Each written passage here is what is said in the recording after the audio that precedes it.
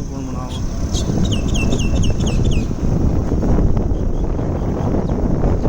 ले भाई नज़ारा ले नरवाना पुल का।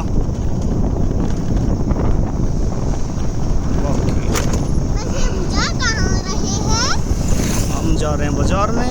बाजार में हाँ हाँ यस। खड्डे हो रहे इसमें खड्डे।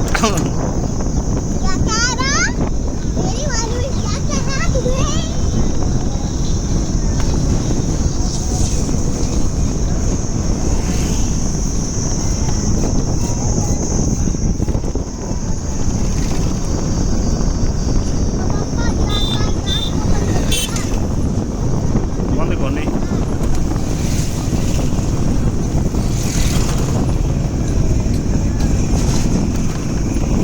देखो भाई।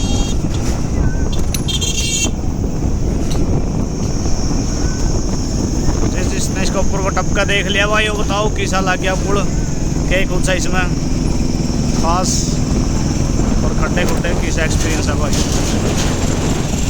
बाकी ओवरटेक तो बची है भाई, ओवरटेक करने का कोनी पुल।